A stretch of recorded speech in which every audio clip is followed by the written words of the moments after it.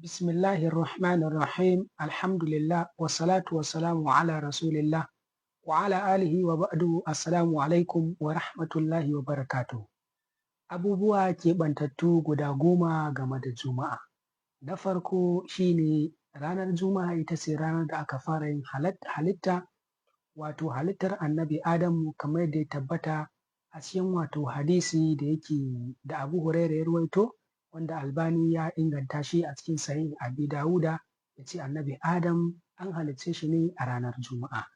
Abu na biyu game da Juma'a da yake keɓantacce shine ranar Juma'a shine halittu za su ƙare gaba ɗaya a ban ƙasa. Sannan abu na uku shine ranar Juma'a ita ce ranar tashin alƙiyama. Allah maɗaukakin sarki ya sa mu cika da imani. Abu na huɗu keɓantacce game da Juma'a shine wato haramta kasuwanci a ranar Juma'a a daidai lokacin da aka kira sallah, kamar yadda aya a cikin suratul Jumu'a ta bayyana: ya ayyuhal ladhina amanu idza nudiya lis-salati min yawmil jumu'ati fas'au ila dhikrillahi wa dharul bay'a dhalikum khairul lakum in kuntum ta'lamun, har zuwa ƙarshen bayani akan sallar Juma'a.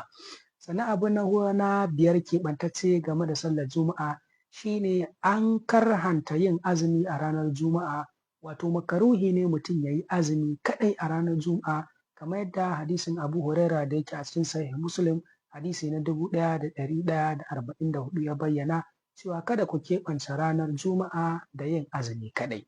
Abu na shida keɓantacce game da ranar Juma'a shine wato ainihin ita ce sarauniyar ranakun sati. A cikin ranaku da muke da su guda 7 daga Lahadi har zuwa wata Asabar, babu rana wadda take mafi falala sama da ranar Juma'a. Hadisi ne ingantacce da manzo Allah sallallahu alaihi wasallam ya faɗi cewa ranar Juma'a ita ce rana mafi falala a cikin sati, kamar yadda Albani ya wato ainihin inganta wannan hadisi a cikin Sahih na Abi Dawuda.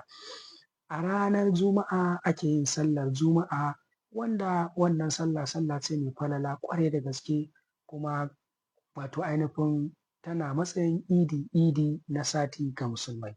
Sannan abu wato ainihin na 8, abin da ya shafi falala ko kuma abin da yake keɓantacce ga sallar Juma'a shine akwai wata rana wanda wannan rana akwai wani lokaci a wannan ranar wanda a wannan lokacin Allah maɗaukakin sarki yana karɓawan addu'o'in bayi da suka yi a wannan rana, kamar yadda hadisin Abu Huraira wanda Bukhari ya ruwaito shi a hadisi mai lamba 935 ya bayyana.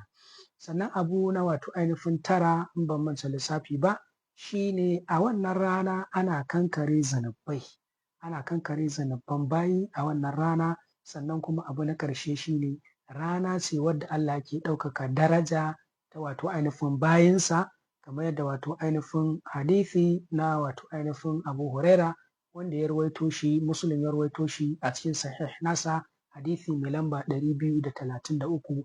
Waɗannan su ne abubuwa keɓantattu guda 10 dangane da sallar Juma'a. Allah maɗaukakin sarki ya sada mu da falala da kuma duk wata albarka da take a cikin wannan rana ta Juma'a. Allah kuma ya ba mu ikon yin ibadun da aka sunnanta da wanda aka wajabta a cikinta lami lafiya, ya kuma karɓa daga gare mu. Fa subhanakallahumma wa bihamdika, assalamu alaikum wa rahmatullahi wa barakatuh.